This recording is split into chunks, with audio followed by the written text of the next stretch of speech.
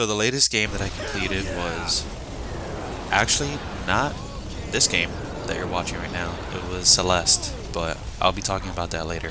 Right now, this is Bulletstorm, and this is a game that I completed somewhat recently, but I wanted to talk about how I went about beating this game because I chose to play this game just for fun. Strictly fun, just to get a feel of the mechanics, the gameplay, and nothing else. So that means I was skipping cutscenes, I was skipping optimizing upgrades for my guns, I was skipping trying to go for all the special kill styles, and I was playing just for the feel of the game. And I think because of that, I really enjoyed it. I enjoyed it a lot more than I thought I was going to, and it's just the way that I needed to play the game at the time that I did. So, going into it, I knew this wasn't going to be a very story-heavy game. It definitely has one you can follow that you can enjoy, but I knew that it wasn't supposed to be taken too seriously. It's a very action-packed game. It has a lot of blood, violence, it has a lot of cursing, and is just made to be this kind of turn your brain off and enjoy the action kind of game. I knew that going in. Starting off, I did watch the original cutscenes to introduce the setting and the context of what I was doing, and I probably saw the next two cutscenes following that. But after that, I decided, no more. I'm just gonna skip it because I just want to shoot around. I just want to try the different guns and I want to enjoy the way it feels. And like I mentioned before, there's a heavy focus on kill styles in this game. There's a focus on unique kills. There's a focus on using a variety of weapons and using the full scope of the moves that they give you in the game to get kills. You can kick people, you can slide into people, you're given a leash, which is basically just like a grappling hook that you can pull people towards you, and in combination with all those things you get a really good palette of variety of moves that you can use to kill the enemies that you're fighting. So they encourage a lot of style kills in this way. And I tried a lot of them, and there's even some guns that I completed all of their challenges for, but I wasn't really going for it specifically. I didn't have a goal to unlock every single style kill. You can see that when you do get a style kill, you're given points, and this will help out a lot. It's actually called style points. You get style points, and it helps out a lot because when you visit these terminals that you jack into, you get upgrade your guns. You upgrade their ammo, you upgrade their moves. They all have like an alternate charge or alternate shot, I mean.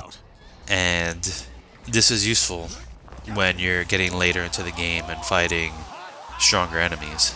But I found even not specifically chasing these skill points or specifically chasing these challenges, that I did just fine. I had more than enough money for what I wanted. Eventually I found the guns that I really enjoyed, and it was the original assault rifle that they started you with. I'm a big fan of shotguns in games in general, and this has a 4-barrel shotgun, but I didn't find it all that satisfying to use. It felt a little bit too slow for my liking. It's still very powerful, but just a little bit too slow for what I wanted.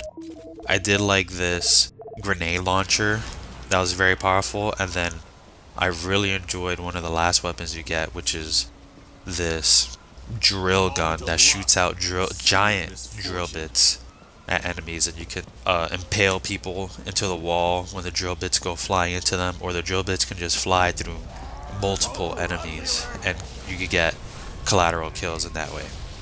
But that being said, I found the guns that I really enjoyed and I stuck to them. I upgraded them all the way and I beat the game just using those guns and just upgrading them to the max and going through each boss with barely any problems. The only thing that gave me a problem is figuring out their fight pattern. After that, I was just breezing through it. And at this point in playing Bulletstorm, I just really wanted a game where I did want to shut off my brain, not really pay attention, and just enjoy the gameplay. And that's exactly what I got out of it. I think it's very smooth gameplay. I think it's just the right length as well. I think I beat it in around 8 to 10 hours, and overall it was just really fun. I didn't want to focus on anything too deep in lore or too long. I didn't want to concentrate too much on a game. I just wanted to sit back and relax and interact with something, just distract myself for a little bit of time, and this was it for me. I would recommend this game to people, even with my unique experience. I think the gameplay is good enough to keep you entertained, and I think it's important to make that decision of how you play a game. I don't think I played this game the wrong way. I think it's fine that I skipped cutscenes, and I think it's fine that I did a bit of a speed run on it even on my first go.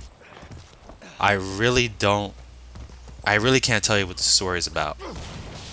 I can only guess from the characters that I've met and how they treated each other with in-game dialogue and things like that, and I feel like I pretty much understood what was going on without the finer details.